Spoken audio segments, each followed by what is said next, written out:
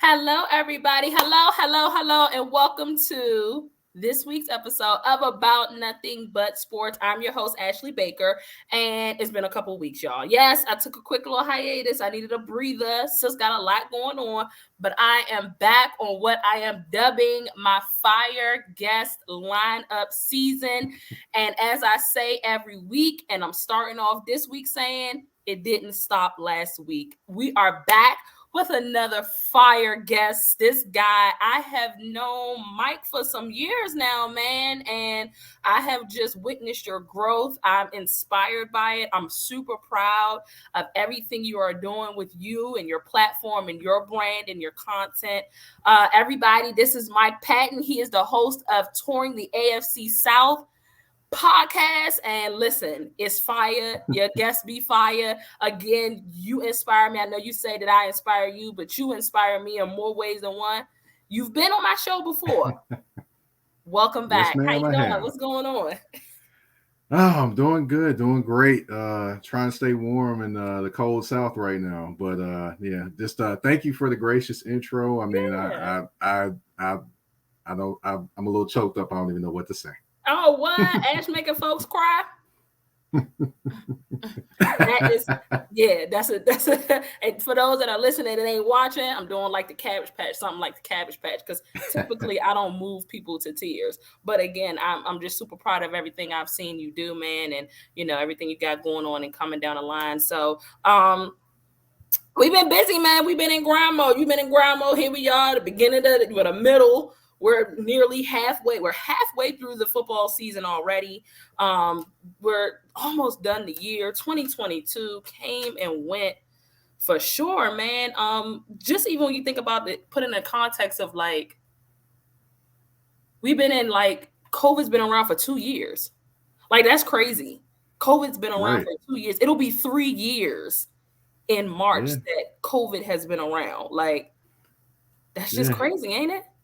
It is definitely. I mean, it crazy. It's in my birthday month when COVID started. So go figure. Mm, So yeah, didn't really get to celebrate 2020. So yeah. Yeah, you're right. 2020 was put on pause for a whole lot of people. By the way, during my stint away from About Nothing But Sports, I myself contracted COVID for a second time. Sis must love it here, Miss Rona, because I couldn't even believe that I had it. And everybody that I was with the weekend that I contracted it, nobody else was positive, only me. I was the only wow. person positive. Everybody else was negative.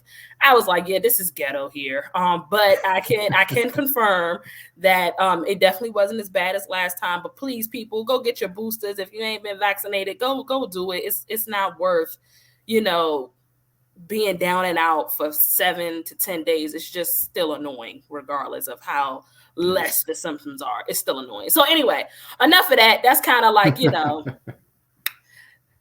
of COVID is starting to be like water under the Yeah. bridge a little bit. So that's enough of that. Listen, I want to get into talking to you, man. Again, I started off the show talking about your journey and how I've seen you grow. So talk to us a little bit about that. I want the listeners and the viewers to get to know you a bit better. So I want you to tell me about just your journey into sports media, how it started, how it's going. And I want you to tell me what you see, how you see it all coming together in the end. Well, honestly, I didn't plan on even being in sports media when I even started. That was actually started by my wife. My wife actually is the one that actually pushed me into doing this Boy, y'all because hear that? Y'all hear that? Do you hear that? Shout out to us ladies. Go ahead, my bad. now the thing is, I was actually in Atlanta when I got inspired to do this because I was riding, listening to something, got irritated by the comment or the actual article they were talking about. I was like, man, I could have wrote that. I could have did that. My wife was like, hey, why don't you do it? So at that point, started writing, got into it a little bit more, and done a few things, covered a couple Super Bowls, did a few things there. Um, and as I've kind of grown on, and people have kind of encouraged me, hey, you ought to start a podcast. I'm like, nah, I can't be consistent with it. I don't think I could. So, I kept pushing it off, and I got to say two names: Danny Thompson and Raphael Haynes. They stayed on me Those about my it. guys, man. Shout out to Danny and Raphael for sure. Those my guys. they stayed on me about it, and I was like, okay. And then during the pandemic, I'm sitting at the house. I got nothing else better to do, and I got shout out Brian Waters. He actually put me on the Haps app, so I started talking I and doing remember things like that. that, and I was like, That's crazy. I'm not, I just saw a old Haps video because we both used to be with Haps News. I just saw an old Haps video come up in my Facebook memories. That's crazy that you mentioned them. Yeah, that's where I started kind of matriculating over to doing like podcasts or talking. I was like, well, it ain't bad. I take a couple notes. I remember most things that happen in games anyway, like the little bitty details. That's a gift that God gave me. Remembering those little bitty details or little bitty plays that happen in games. So I started doing that, kept doing that, and I was like, okay, cool. I can't just talk about the Titans every week and what they need to do to win games and what they did to lose a game or win a game, whatever. So I was like, okay, cool. Let's go ahead and expand this to the whole AFC South because nobody's talking about it. So let me just go ahead and own that and be that. Went ahead, did that, and now I'm sitting at 120 episodes now. I'm so proud of you, man.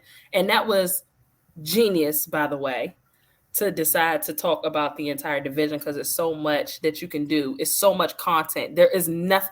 You'll never have nothing to talk about. You'll never be dry on content when you're covering a whole division. So where are you now with everything? What are the things you got going on right now? Well, let's see. Kind of just continue to bring guests in, continue to grow the brand. And of course, I'm still writing, even though I may not talk about it quite as much. I'm still writing, doing freelance work for, of course, the Tennessee Tribune, Nashville Boys. I'm actually writing. Not to mention, all of this web- came from him not wanting to do sports media. People not wanting. Do you hear what he's saying? See, he tried to slide that in there and be super like low key. Oh, I'm just contributing for the what you say, the Titans Tribune, and come on, man, like that's a big deal, guy. I did that, and I'm also I'm actually doing the sports history in black for the NABJ website. So I do that Monday through Friday as well. So that's another thing I do to go along with the podcast and growing that and continue to try to evolve and of course also I produce and host my own podcast. I got to say that because if you're doing your own podcast, you're putting it all together, doing all those different things, you are a producer. Absolutely. Do not slight yourself and say you're not a producer. You are a producer. Absolutely. I love that, Mike. What I got from everything you just said is men, happy wife, happy life. Just not just for you in your personal life, but for you in your career. His wife saw something in him. Behind every strong man, there's a strong woman, by the way. So shout out to her for putting you there and pushing you, man, because again, I told you that I've seen your growth throughout the years, and I am super proud of where you've come from and where you are. And you have a super bright future as to where you're going. So I'm super, super proud of you. And again, you inspire me to be consistent. Consistency is key, which is why I've been trying to be as consistent as possible this particular season. And you even noticed it. He hit me with a DM and was like, yo, keep up the consistency. And I'm like, see, he don't even know. You never know who's watching, you guys. Seriously, you never know. It doesn't matter what area a person may be in their life as far as, a career or person. You just never know when somebody's watching you. So it's important to stay consistent, man. You never know who's looking. So again, man, I'm super proud of you. So listen, we're going to give the people what they want. I want it. We're in the middle of the NFL season, as I mentioned, and we got to talk about the specialty of yours, which is the AFC South. Home of the Titans, home of the Jaguars, home of the Colts, home of the Texans. So let's start off with the clear best team in the division, the Houston Texans. No, I'm joking. The Tennessee Titans. The Tennessee Titans. King Henry, Ryan Tannehill is still at quarterback. It's coming into the season, I know I expected them to. No, that's a lie.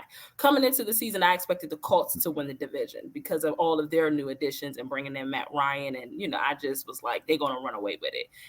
Wrong. The Titans and Mike Vrabel are proving us wrong again. And what's their record? They like a quiet, What, 6-3? Or 6-3. That's what I was about to say. I was going to say 6-3. like 6-2. They're a quiet 6-3, man. Nobody's paying attention to the Titans once again, just like last year, and they ended up with the number 1 seed. So talk to us about what you've seen so far this year from the Titans, Mike. Well, what I've seen from the Titans is, just an embodiment of what Mike Vrabel is: tough, nasty, smart, instinctive team. They're not necessarily the most talented team. If you look at their wide receiver core, they had a game where they had 0 catches at wide receiver and still almost had a chance to win. That was against the Kansas City Chiefs. So they've done it unconventional ways. I mean, this week, Derrick Henry doesn't even get 60 or 70 yards rushing, and they still win the game versus the Denver Broncos with Nick Westbrook-Ikhine, of all people, getting 100 yards receiving. And I think he probably was like the first 100-yard receiver or the second 100-yard receiver they've had all season. They get the least separation at wide receiver of any team in the NFL. Yet they find a way to win games, running the football and playing defense. And it's not just the team in terms of the talent, it's a culture here. Because if you look at the team this week, Bud Dupree and Jeffrey Simmons were out. Their best two of their best defensive linemen. And they still had a bunch of sacks. You had Walker on the defensive line had 3 sacks in that game against Denver, and nobody's probably ever heard of them. So it's more of a culture, a system, and them just finding ways to win games. This team reminds me more of they remind me of the team that not last year, but the team that made it to the AFC Championship game when Ryan Tannehill was first the starter. You never could figure out how they were winning games, but they just won games. That's this team kind of reminds me of. So they have the Packers coming up in week 11. That's what I was looking at, my eyes shifting back and forth to the screen. They have the Packers coming up this week. Packers coming off a big win against my Dallas Cowboys. Yeah, there's nothing wrong with your speakers, people. The audio didn't go out. I just needed a pause right there, because that's fine. We'll talk about that later. I'll probably do a show this week later on. Don't count. I might do. I don't know. Maybe later on this weekend. I don't know. But I'm still very upset about that game. But they go into Lambeau because they're in Lambeau this week, I believe. So they go into Lambeau Thursday night. Yeah, they go into Lambeau Thursday night. Tell me what you think. Just give me the score prediction on that game. It's going to be a low-scoring game. It's probably going to be 20-17. If the Titans win, it'll win by a field goal. They will not win by much more than that. And also, of course, they don't score over 24 points a game. That is their just top end of what they're going to score. I think King Henry's going to have a big day. Well, he may. He's going to have to, more than likely. And both of these teams are, they found, I believe, their formula of running the football. Correct. Because of course, Green Bay definitely did. Yeah. So, all right. That's enough. But listen, let me tell you, just to be fair, our run defense is trash. Okay. So I don't, y'all's run defense, I'm pretty sure is better than ours. So, I don't know if Aaron Jones is going to go off the way he went off against us, but that's cool. I respect that. I have no clue of who I'm picking this game. It might be a gimme game for me. Again, Packers coming off that win against Dallas might have some momentum in the tank. But again, y'all are finding ways. Well, not y'all, because you're a 49ers fan, but the Titans, boo. The Titans are finding ways to win games. Let's talk about the Colts. Just Saturday, brand new head coach in Indianapolis. First time head coach, first win this past week against the Oakland Raiders. I believe they played. Las Vegas. Yeah, they play Oakland. Jesus, the Vegas Raiders. I do it too. I do it all the time. It's so crazy all the time. Talk to me about what you've seen as far as their roller coaster of a season so far. Well, one thing I have seen is a name change has come along with injuries for Shaquille Leonard because he just had his back surgery again. And he's out for the season. Yeah, prayers up to him. Prayers up to Leonard. Back injuries. When you have surgery on your back, that's usually meaning your career is about headed towards the end, to be honest. And I hate to hear that, but they just haven't. I don't know what to say about the Colts. They just haven't looked like a team that's on the same page. You have certain players doing this. You have a quarterback still trying to figure it out. Then you take quarterback out, put the young quarterback in. Now you take young quarterback out, put old quarterback back in, and you win a game. And it just looks weird. I don't know what to say. The funniest thing is I had the Colts winning this division as well. But the thing is, people didn't notice that there was not very much difference between them and the actual Titans, because the only difference was they had a number one wide receiver. They both used the running game. They both used tight ends, and they both had some questions defensively at the cornerback position. Just like, but it's just the Titans figured it out. The Colts never could figure it out. Shaquille Leonard injury, and now you've got this roller coaster, which is the Colts season so far, which, I'm still trying to grasp Jeff Saturday being the head coach. That just is weird to me. It's weird. Yeah. He got the dub though. Yeah, he did. I don't know. And let me tell you something. If they go on some crazy, listen, having a Jeff Saturday in the locker room, and then more, and now we're talking about your head coach. I mean, he's a legend as far as the Colts are concerned, in that franchise. And so guys have a respect for him anyway. And they probably already have this thing where they want to play and win for him. So I really don't know what's going to come about for the rest of the Colts season, but I can guarantee if it's some type of, if that was a recipe for them to win, simply bringing in Jeff Saturday, I don't see why you move past him after this year. But they have the Eagles coming up this week. Eagles just dropped their Monday Night Football game against the Commanders. Shout out to the Washington Commanders, man, for ending the undefeated streak of the Philadelphia Eagles. They really came in and handled business. And there's a lot of people that feel like the Colts might have a chance against the Eagles. Tell me your final score prediction for that game. Well, if you have some inside information as to how the Colts are going to beat the Eagles, I'm going to need you to go ahead and put the lottery numbers. I got one. You going to play Mega Millions too? No, but I got one. I got one. Okay.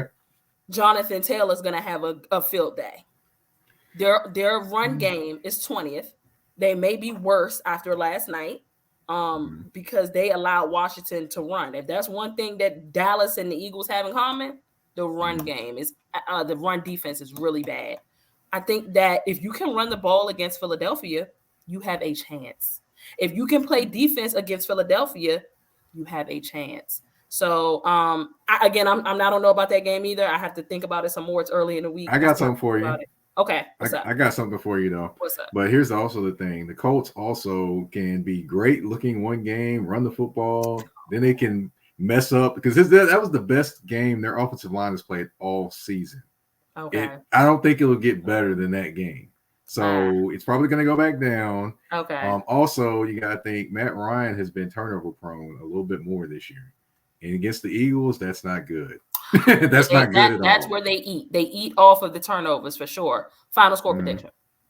Let's see. I'll say the Eagles probably will win 30-17, if not 30-14.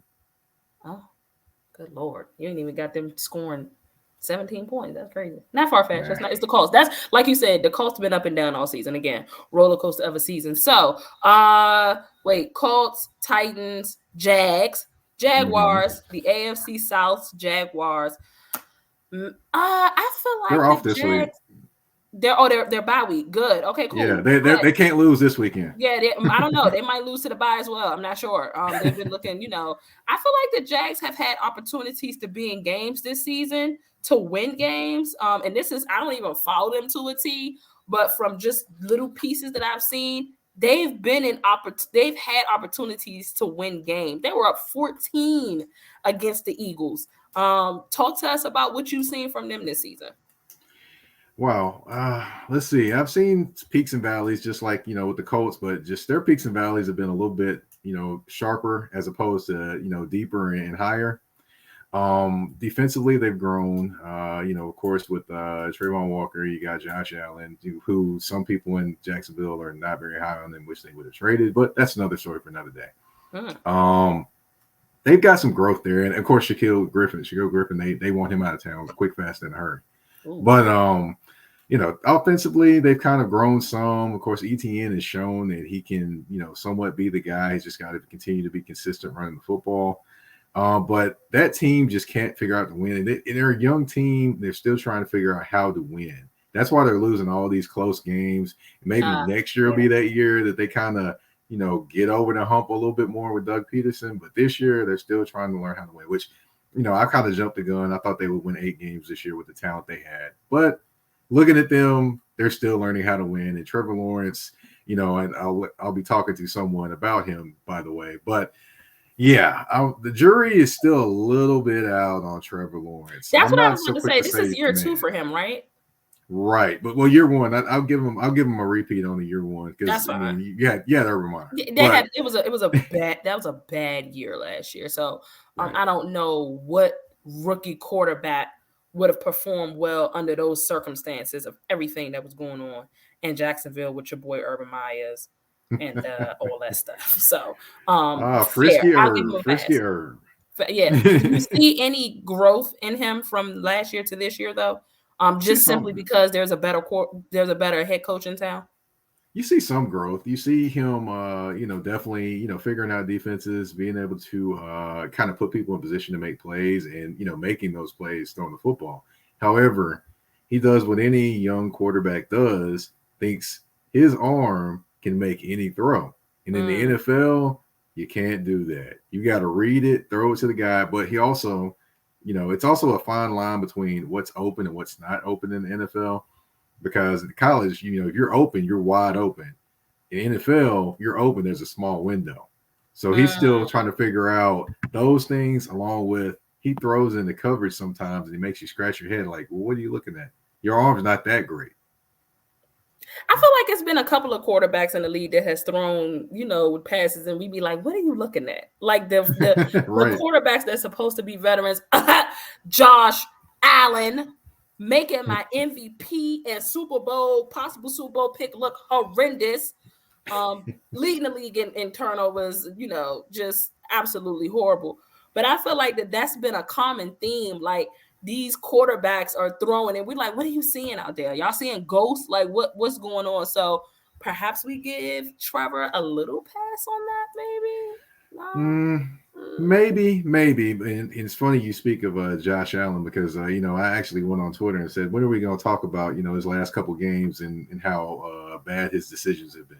Because people seem to want to jump over that. You have not, and I'm calling you out. You haven't been in Sports After Dark. You got to come and visit us. Make sure that y'all tap into Sports After Dark exclusively found on Twitter. Follow the Sports After Dark page. It's at sportsadark_. So y'all can tap into our spaces we do every Sunday night, Monday night, and Thursday night immediately following games.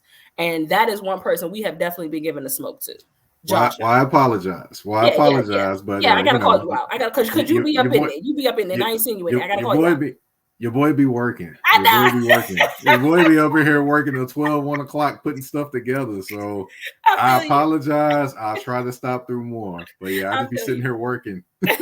But to let you know, we have definitely been holding Josh Allen accountable with these turnovers the last couple of games. I think we were letting them slide for a minute, and now they're just getting super egregious, specifically in the red zone where you just cannot make costly turnovers, bro. Especially if we're throwing your name in the MVP hat, especially if you're trying to win games, especially if you want to convince fans like myself that you have a chance at beating somebody like the Kansas City Chiefs when it matters. So we've been holding him accountable, respectfully. So I'm just saying, even great quarterbacks have been doing exactly what Trevor Lawrence has been doing. I'm just saying, just throwing it out there. So let's move to the last team because like you said, Jags on a bye this week. Last team. I mean, do we really have to talk about them? This should be a quick 30 seconds in and out, like the burger spot. I ain't even gonna lie to you. Shout out to Young Heavy for the one-liner there. But listen, the Houston Texans, they just came off of a loss from the Giants, who are balling. They're sitting at 7-2. Kill me now. But y'all know I don't like nobody in my division if it ain't Dallas. So talk to me about what you've seen from the Houston Texans, man. They have a pivotal game coming up in a couple of weeks. I won't have you on the show then, but I think next week is the week where they see Justin. Oh my gosh, Deshaun Watson. Am I right? I think is it next week? I believe it's next week 12. Week, Week 12. Yeah, Watson's back. Week. Yeah, but let's talk about what you've seen from him this season. Okay, as far as the Houston Texans, I mean, Dameon Pierce, no one ever expected a 7th round draft pick out of Florida who was lightly used at Florida to come in and be the man. And he pretty much is their offense. He runs through people. You watch the games. He literally gets hit in the backfield, runs through a couple tackles, and he still makes like 7-8 yards, and he's ran through like 5 people, which is amazing. The bad thing is he doesn't have anything else around him. He has Davis Mills, who's still trying to figure out how to play NFL quarterback.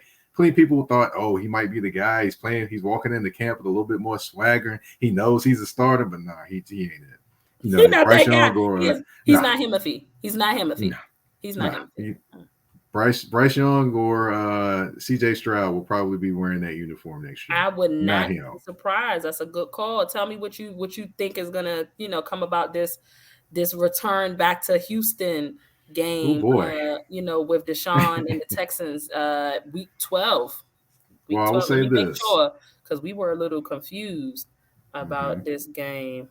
Absolutely not. It's going to be week 13, so that's in about 2 weeks. It's going to be the Texans and the Browns, week 13. That's the 4th of December. Tell me what you think you're going to see in that game. I think we're going to see a fired up defense. You're going to see a rusty Deshaun Watson and a fired up defense, which could be a bad thing for Deshaun Watson because he's probably going to get booed by fans. And if he throws an interception, it's going to be the loudest cheer in Houston that you will probably ever hear. Now, let me just make it clear. I do call Houston Stadium, the big trash can right now. That's what I call their stadium. Because, unfortunately, what they putting on the field is not necessarily pretty. It's pretty trash. So, that's what I kind of call them, their stadium, but the big dumpster fire. That's crazy. It's just bad. But, that game, they'll be revved up. They'll play good for a half. And then, I guess Cleveland will give the ball to Nick Chubb and then, salt the game away at the end. It'll be close for a while. And then, at the end, the talent will prevail because we know the Houston Texans, unfortunately, are, that they don't have very much talent in terms of all the positions. And then the guy they did have that was very talented with wide receiver. I don't know if you heard this story, but before the game last week, Brandon Cooks got stripped of his captaincy on the team because he wanted to get traded. He got stripped of being a captain. Oh, yes. I did see that. I did see that they stripped him of, he wants out, man. He wants out. He was almost a Cowboys, but, heard the Texans was being funny money with the money. No, I can tell you why he's not a Dallas Cowboy. The one number, 18, is an 18 million guaranteed. Yeah. Nah, he ain't going anywhere. Not for 18 million guaranteed. He's not going anywhere. He better get used to Houston, go holler at Slim Thug and Bun B and call it a day. I love that. Hey, I love it. They see the Commanders this week. Again, Commanders coming off that big win from the Eagles. What's your score prediction in that game? I think Houston wins this game. No way! Yes. I think Houston wins this game. Houston will win this game. I give it to them 24-20. They win this game. Heineke, the magic will run out. Why? I think Dameon Pierce is going to be very effective in this game. I also think that the tight end crew for the Texans, I don't like not OJ Howard, but Jordan and those guys. I think they show up this game. And I also think that the defense for the Houston Texans, they get those 3 turnovers because Lovey's been preaching 3 turnovers. Get 3 turnovers, we can win. He wants to get that every game, Lovey does. I think this game they do. And I think Jerry Hughes is the guy that makes it happen. The wily veteran defensive end. Hey, those are great points. If you're into sports betting, first of all, go follow BetQL on Instagram, Twitter. That's BETQL.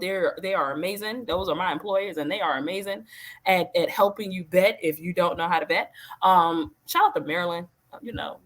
Betting is about to finally be mobile here. I'm super excited. But if you're a bettor, Mike is telling you to take. Would you just straight up, no money line? No spread. Just straight up take the Texans on the money line. You think? I don't know what the line is on that one, but I would straight up take the Texans to win that game. Straight up, that's crazy, and you're gonna get a nice little bit of money because they're underdogs. I'm sure. Right. So, cool. All right. So we're gonna be wrapping because I told you I'm not gonna keep you any longer than like 30, 35 minutes. So tell me, there's been talk about who's the MVP. Mahomes is in the conversation. Josh Allen is in the conversation. Jalen Hurts is in the conversation. I hear folks sneaking in Lamar Jackson in the conversation. If you want to talk outside of quarterbacks, I'm hearing that Justin Jefferson is in that conversation. Saquon Barkley. who do you have right now as the league's MVP? Well, your boy is definitely going to be happy with my choice. I'm going to say that Mr. Patrick Mahomes is Shout the out to Mark MVP. Gunnels.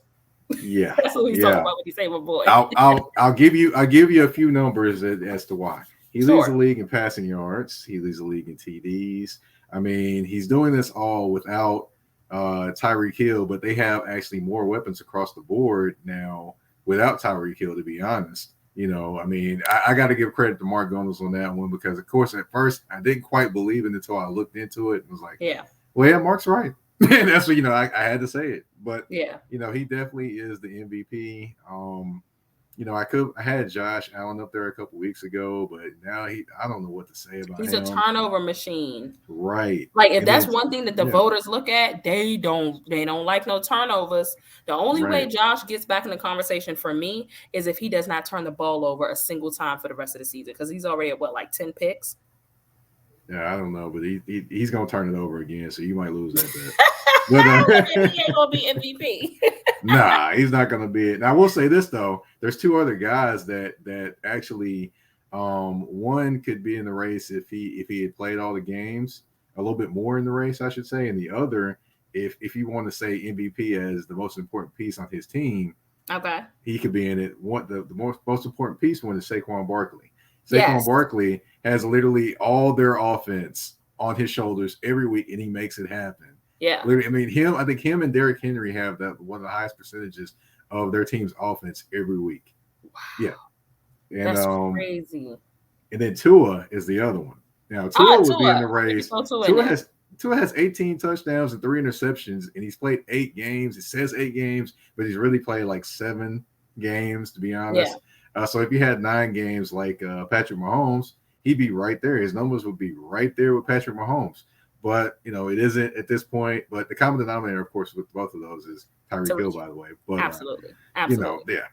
Okay. So that's what I was thinking. You're giving a nod to Patrick. That's everybody's main guy at the moment. I mean, his numbers are crazy. And again, he's spreading the ball around a lot more. He has more options than just Tyreek Hill. And of course, he still has Travis Kelce and Big Red at coach. So it's just not right. Can we give some credit to Eric Bieniemy though too? Eric Bieniemy, please do that. You know what? I wish Eric Bieniemy would come. Never mind. Boy, I would love Eric Bieniemy down in Big D, but I ain't gonna say nothing. I ain't gonna say nothing about it. Let me just be quiet and just let me just throw that out there. I will tell you though, maybe he will be in the running for the Indianapolis coach job potentially. Maybe, maybe D'Amico Ryans might be in the running for that job, the defensive coordinator for the 49ers. So maybe another brother as head coach in the NFL this offseason. I would absolutely love that. Mike, you were always super knowledgeable, man. You were a blast to have on. I really, really appreciate you coming through. To kick it here and about nothing but sports, man. Again, I appreciate the support. You're always supporting. You're always retweeting. You're always showing love. I definitely, appreciate that. I appreciate you for taking the time out. We were missing each other on a couple of weeks, but I appreciate you for rescheduling and taking the time out to be on the show. Please let everybody know where they can find you and where they can find your content. Well, first of all, thank you for having me on. It's a pleasure to come on. You ask, I'll show up. That's how it goes. But, as far as where you can find me on social media, you can find me at Mike Patton 82. That's MikePatton 82. And, of course, Touring The AFC South on all your listening platforms. It was an absolute blast. Shout out to that Touring The AFC South. Again, genius. I'm so proud of you. And again, everything you've done. Y'all, this was a great show. Thank y'all for tapping in. Make sure that y'all follow me on social media. If you're a first time listener, if you listen all the time and you just haven't followed me yet, or the platform for some unapparent reason, Ashley Baker _21 on Twitter and on Instagram. You can follow me also on Facebook at Ashley Baker. I'm on TikTok too. I think it's the same name on TikTok. I really gotta get into this TikTok thing. TikTok is I gotta change mine. I had one for my podcast, but I'm like, that ain't working. So I'm just gonna call it my name and do whatever. I don't know. I Yeah. might try to throw my daughter in there a couple times. That might get the cute kid factor a little bit The, or something. I the don't know. thing is that both of my kids, especially my daughter, she's 14, so she's definitely like a TikTok head. I should be using her to my advantage, but it is very, very hard for me to get into TikTok. So don't worry about the TikTok right now, people. Maybe in a couple of weeks, I'll have you worry about the TikTok. But I appreciate y'all for tapping in week in and week out. Appreciate the suggestions, the comments, just the questions y'all be asking, tapping into Sports After Dark on Twitter. I really appreciate that. Thank y'all. Same time, same place next week.